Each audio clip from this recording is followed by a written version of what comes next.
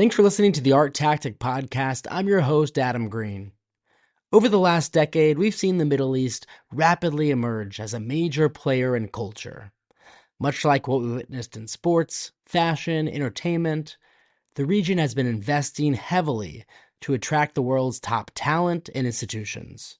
Whether we're talking about Formula One races, or boxing matches, or the Live Tour, to football clubs and film festivals. Now that same momentum is reshaping the art world. Frieze recently announced it'll launch a new fair in Abu Dhabi in 2026, and Art Basel is preparing to debut its first edition in Doha this coming February. These developments mark a significant moment for the region, as these prestigious brands will inevitably draw leading galleries, artists, and collectors to visit and engage with the Middle Eastern art scene. But as with any emerging market, long-term success will depend on more than just brand presence. It'll hinge on growth of a strong collector base, institutional support, and ultimately sustained local engagement. To explore these developments further and what they might mean for the future of the art ecosystem in the Middle East, in this week's episode of the podcast, we chat with Rebecca Anne Proctor, a Dubai-based independent journalist who's been covering the region's cultural landscape for years, and is also the author of a weekly cultural newsletter for All Monitor. Hope you enjoy the episode. Thanks so much for listening.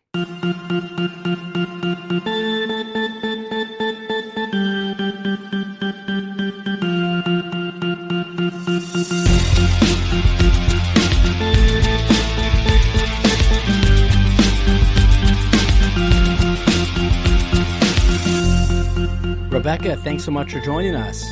Thanks so much for having me again, Adam. Absolutely. Well, thanks so much for joining us all the way from Dubai.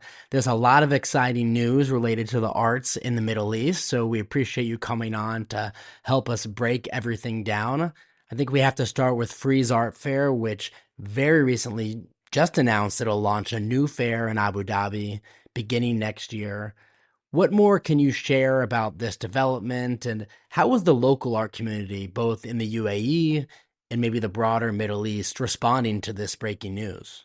Well, thanks again for having me, Adam. The mood has been really upbeat and enthusiastic, sometimes also tinged with a bit of surprise. I think people were expecting this time last year, they were expecting there to be an Art Basel Abu Dhabi, because during the fair almost a year ago, that was what was being whispered. And from my own contacts and insider information, there was in fact a deal on the table, but it didn't go through.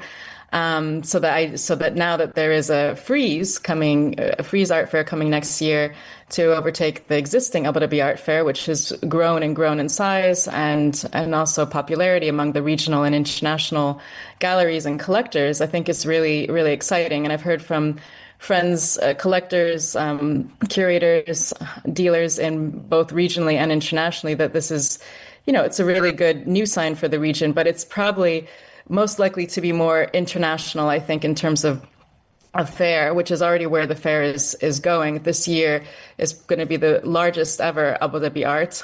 I just spoke with Diala Nusaybi, the art fair director, who confirmed that there's 140 galleries this year, up from 100 last year, with 37 countries participating, which makes it really the most international and largest edition yet. And she told me that she and her team think this is obviously it's a very exciting evolvement for the fair, and they're still going to be involved as well, the existing team. But it just shows you as well the importance of the region. But I think it's also worth noting some interesting insider information that this deal that Art Basel has long been interested in the Gulf. Originally, years and years ago, there were talks also with Art Dubai about a potential Art Basel in Dubai. So there's been talks, for the last few years, and so this, I think, what's happening right now is just showing the broader interest in the Gulf that these international companies and fairs have had, and how it's evolving. What is interesting is that, as many will know, the Ari Emanuel, the former CEO of Endeavor, which finalized his acquisition of Frieze via his newly formed company, Mari, is also a good friend of Khaldoun El Mubarak, who is the CEO of Mubadala Investment Company, which is also an investor of Endeavor. And the Frieze venture is just one of several businesses the two have together. So I think obviously there's this business tie with what's happening in Abu Dhabi, but it also is within the broader context of interest in the region for the art world. And I think it's also worth just mentioning here that, the art market has been going through quite a challenging time, and the global economy also has been going through kind of a shift, and we've been hearing in Dubai, obviously, for the last year about the amazing sort of global wealth migration. And just this year, it's been reported that there's 9,800 millionaires that have just moved to the UAE. So I think Frieze Abu Dhabi alongside Art Basel Doha are just signs, as well as there's now Salone del Mobile design fair that's coming to Riyadh at the end of November. These are just signs of a new interest in this region, as kind of other parts of the world have been going through major economic shifts. Yeah, it's really incredible, all of the interest and activities happening in the region. And you mentioned Art Basel's continued interest in the Middle East. And of course, they will be having their inaugural edition in Doha next year in February. From what I heard, at least the inaugural edition will actually be more of an exhibition rather than a traditional art fair with booths and walls. Each gallery, I think, will bring one or a couple of works from their program. So to be a little bit more controlled and not as maybe robust as a traditional Basel art fair. They actually just announced the list of exhibitors. What are you hearing about how the first edition is shaping up? Yes, no, I think it's really interesting what Wael Shalki, who's the first ever artistic director to direct a fair.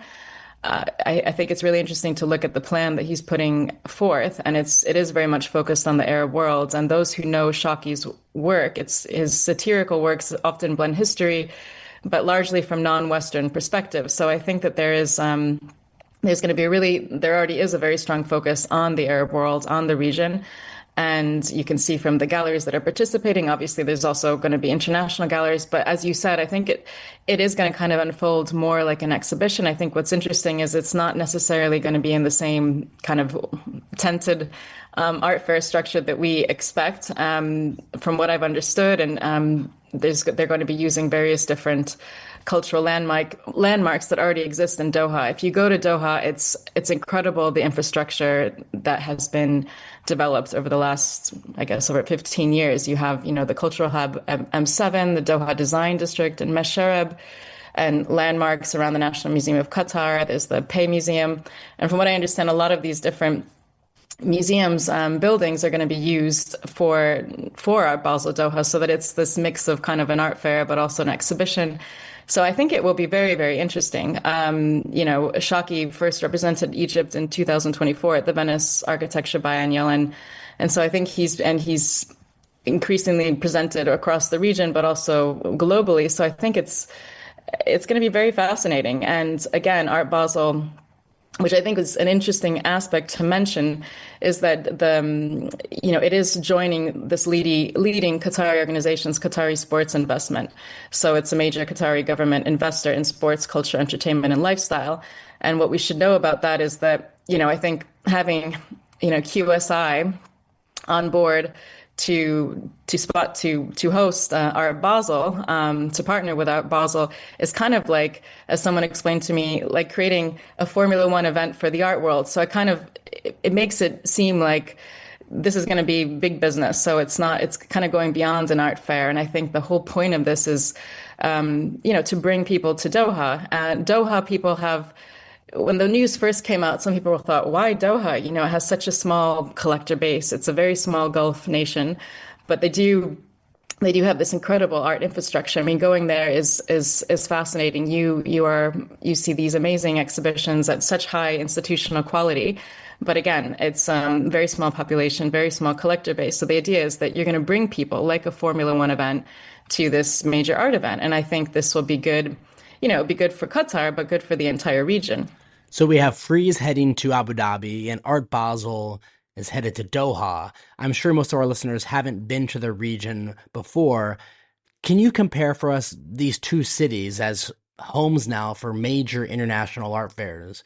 Are there meaningful differences in the cultural infrastructure, the institutional support, and even collector engagement between these two places? Yeah, no, I think that's a good lead-on question to the last question in terms of the differences. Because sometimes people who haven't visited the region, they often kind of they think that these countries are very similar, and there are a lot of similarities, but there's also large differences. I think what Doha has done is exceptional on an institutional level. There's the Mataf Museum of Arab Art, which opened in 2010. It's been one of the first, Gulf nations, Arab nations at that, to have such museums. And the museums are showing a lot of, Arab artists, shows focused on the region and the wider kind of, I'd say, South Asian region. There was recently Manar, a fascinating show on Pakistani art at the National Museum of Qatar last year. And I think the major difference is that Doha it's a smaller city. Qatar is smaller than the UAE. It does not have the same population size, but there has been this really focus on the region. That's not to say that Abu Dhabi hasn't focused as well on the Arab world or the local art community. There's a lot of focus on that through various initiatives, government initiatives and private initiatives. But I feel that increasingly Abu Dhabi has become much more international, particularly if you look at the lineup this year. So I think that there's obviously both function as international hubs, but I think especially when Frieze takes over, I think there probably will be a slightly more international focus. That's my own perspective, also from speaking with others. I think that so there's a bit more of a dialogue. The UAE is extremely cosmopolitan. That's also is Qatar, but I think there is a stronger, probably a more lenience to be a bit more international in Abu Dhabi. You still have incredible museum structures in Abu Dhabi. One of the major buyers at Abu Dhabi Art is the Guggenheim now, which is, I think, very exciting, and that's slated to open very soon. It's been delayed for many years, as you know. Another museum that's opening beginning of December is the Zayed National Museum. So that, again, that's an example of focusing a lot on the region's on the UAE history. So there is a strong institutional landscape, definitely much more than Dubai, for example. I mean, Dubai is there are institutions, but the real kind of stronger museums are in Abu Dhabi compared to Dubai, where there's many more galleries. Although there's a lot of galleries that are opening in Abu Dhabi, and that's perhaps the last point I'd make is there's not as strong of a private sector in Doha, Qatar. Hopefully, with the fair, maybe that is set to change. I don't necessarily know if that's like a main point. I think, again, this kind of Formula One idea of bringing people to Doha and making it as a destination trip, I think that could work, but it doesn't have the same sort of private sector that Dubai has or even Abu Dhabi has, which is growing in Abu Dhabi now. There are now a lot of people from Dubai actually moving to Abu Dhabi because Dubai is becoming just packed with so many newcomers, and a lot of people who I've been talking to, collectors and also dealers, are actually going to Abu Dhabi to set up various businesses or just live there. So yeah, that's kind of the, I think, major difference at the moment. But as Diallo was mentioning earlier, she likes to see this as the Gulf is a block. It should work together. And I think that's something sometimes people see competition between Saudi, Qatar, UAE, and obviously there's going to be competition in the art world, particularly in a commercial ambiance, as an art fair is. But having all of these institutions, all of these fairs come to the region is good for the region. So the Gulf can be seen, the GCC as it is called, as a unified block that brings people together and hopefully creates something that's cross-cultural and really engaging. Yeah, and you touched on this a little bit already, but there really seems to be something of a race in the Middle East, with both Frieze and Art Basel launching fairs in the region within a year of each other. Given the relatively small collector base there, how much of this is being driven by Middle Eastern government agendas and cultural investment strategies? What would you say are the main drivers at play here? Well, as I wrote a book that you kindly had me on the podcast to speak about a few years ago, 2 years ago now, I can't believe it, about Saudi and the creative economy there.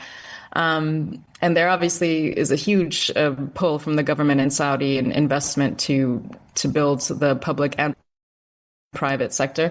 And there is also one in Qatar and also one in the UAE. There are these national plans um, with different with obviously different goals, but the creative cultural investment, the creative sector, I think for all of these countries has been really important as they develop over the last few decades. You know, these were before the oil boom.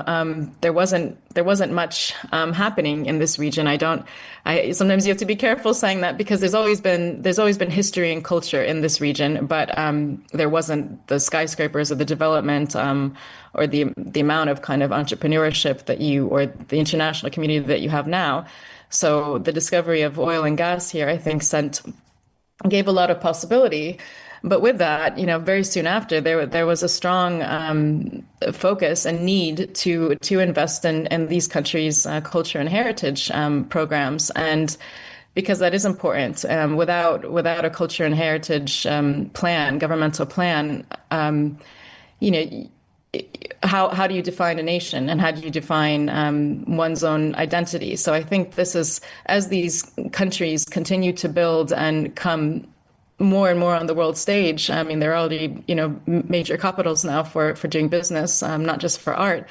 Obviously, culture is important because it's a way to build diplomatic relations. It's a way to bring people together.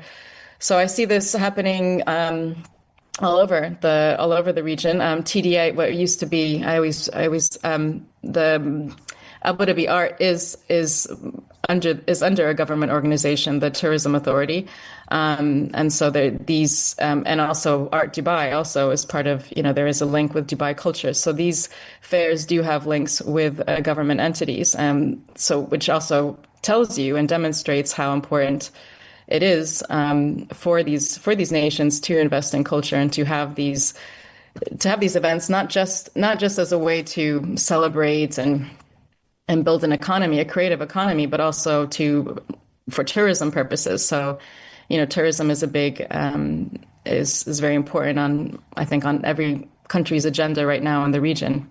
And so if we look ahead, what do you think success will look like for Frieze Abu Dhabi and Art Basel Doha, maybe in the first few years? What metrics, beyond just sales, of course, do you think will really matter in determining whether these fairs are successful and ultimately have staying power in the region? Yeah, that's another great question. I think rather than just becoming a destination events or a way to bring people to the region, I believe these events, and from what I've seen, the museums, the institutions, private and public sector, they're trying to build something that lasts. This is not something that's sort of short-lived. So these fairs coming here, I think their success is going to be determined by how they engage with the local community, with local artists, not just in the Gulf, but I think also around the Middle East region. I think they're really great opportunities for building and refining a sense of cross-cultural dialogue. So these can become catalysts for more business opportunities, more cross-cultural dialogue between international art players and regional art players. And hopefully I can see that only being positive and building the local economy. If they just become, because I think having lived here for so long and not even being from here, I'm originally from the US, as you know, sometimes when I first came, there was this focus, often to have artists were trying to get into the Tate, into the Met. You know, they were artists from the region, trying to seek visibility and recognition from abroad. And now you have the opposite, where I feel finally the international community is coming here. And I think this is a chance to forge a new history, to forge a new dialogue, because sometimes I feel that these artists also have told me here that maybe they don't often, sometimes have not felt seen or heard by the international community. Obviously, that has been changing. So I see that these new fairs, in addition to everything else that's been happening in the region, offers a really new opportunity to bring people together. And I think during the times we're living now, this is really great. It's great for business. It's great for perspectives, new cultural perspectives, new dialogue, breaking down stereotypes. I think it's generally, a great opportunity. And if this happens, it can only spell greater things to come. Rebecca, thanks so much again for coming onto the podcast and providing your really valuable perspective on all of the recent developments in the art world in the Middle East. It's especially helpful considering you're based there and have so many relationships within the region. If our listeners want to follow you on social media or follow your writings, what's the best place for them to do that? Thanks so much, Adam, again. Well, I am on LinkedIn, Rebecca Anne Proctor, Twitter, and yes, I'll monitor. You go to I'llmonitor.com, and there's a newsletter section where you can get Middle Eastern news, but also they're called the City Pulses, and they look at Doha, Istanbul, Dubai, and Riyadh. And I pen the Riyadh and the Dubai newsletter every week. So yes, and then I also write for a variety of different regional and international publications. So when an article comes up, yes, that hopefully you will be able to read it as well. Absolutely. Thanks so much again, Rebecca. Thanks so much for having me.